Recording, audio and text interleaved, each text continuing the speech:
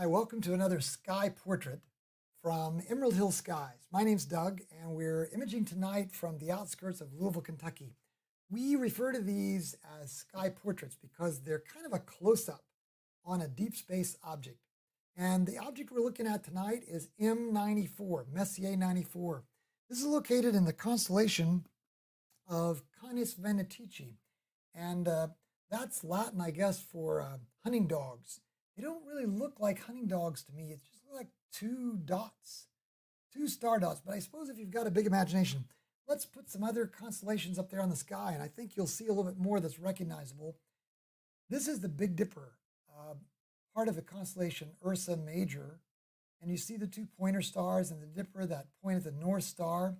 So as you can see, we're kind of looking toward the east-northeast. If we zoom in a little bit, you can see that if you look at the handle of the Big Dipper and pretend it's a satellite dish and look in the direction that it might be viewing as a satellite dish, just bisecting in between the two stars,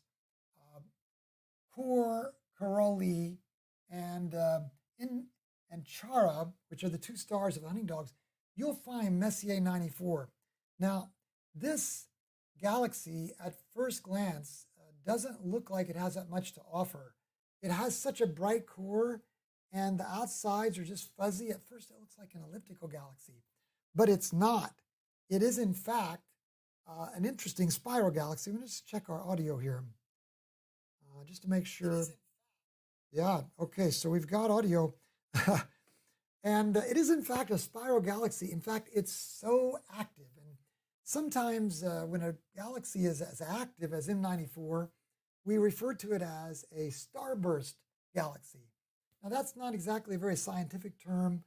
There's not any exacting scientific criteria that qualifies or categorizes a galaxy to be called a starburst galaxy. But what it really means is it's birthing a lot of stars. It's in a lot of star-forming habit right now. And that's the way M94 is right now. Maybe it interacted recently with a cluster or another galaxy that went by it. Sometimes a galaxy is not in this starburst mode for very long because it burns up all of its cloudy material, all of its nebulosity, and before long, there's no stardust left to make any stars. But right now, this particular galaxy is forming stars at a very quick pace. Now, if you looked at this in binoculars, you'll see perhaps it's about 9th magnitude. So you'll see that bright core, but we're using a RASA 11 scope tonight. You can see it there in our Pier-Tech roll-off roof observatory. If you want to see the sky, we have about a 60% moon tonight. And it's very bright out there, like a search beacon.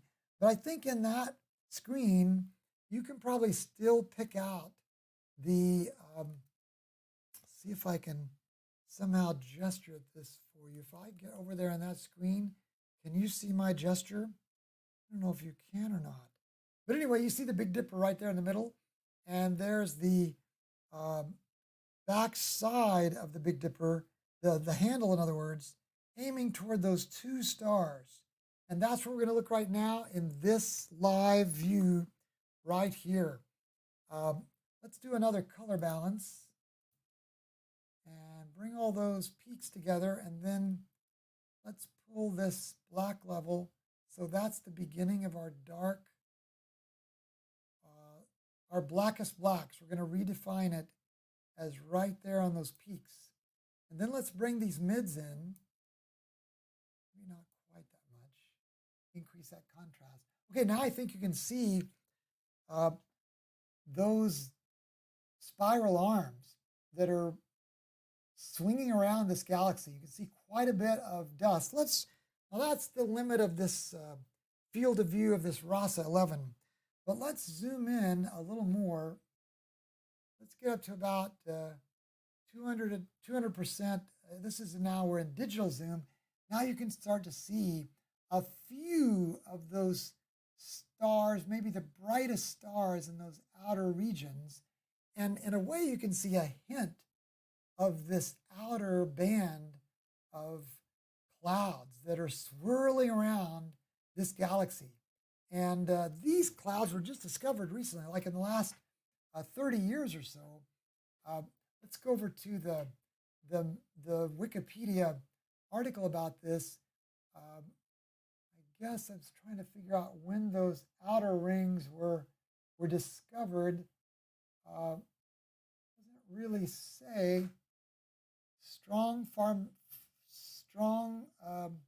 star formation out there.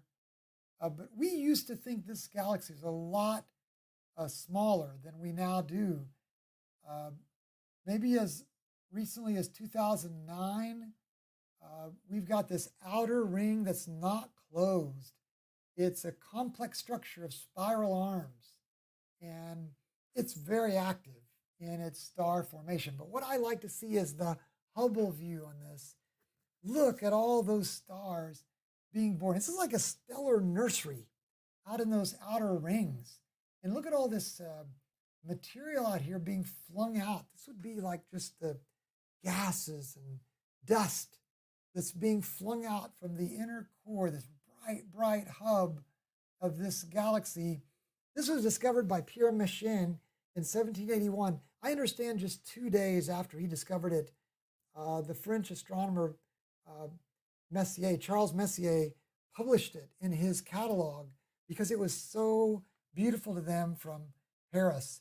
The best time to observe this galaxy indeed is in the month of May, exactly when we're observing it right now. It's at about 76 degrees above the horizon, and it's a beautiful sight here above the Emerald Hill skies in the outskirts of Louisville, Kentucky. If you like content like this, we hope you'll subscribe and maybe even click a thumbs up if you like. And you could also click the notify, the bell, so that you'll be notified when we do live streams like this, sometimes these shorter sky portraits. Thank you for joining us. We've actually had this image going for around 48 minutes, if you're curious, around 124 frames, some 20 seconds, some 30 seconds, just while we've been setting up here and getting ready tonight for observations. A beautiful crystal clear night here at the Emerald Hill skies. And we are thankful that you joined us, and we're thankful to God for making such a beautiful galaxy for us to enjoy tonight. Good night from Emerald Hill skies, and God bless. Thanks again for tuning in.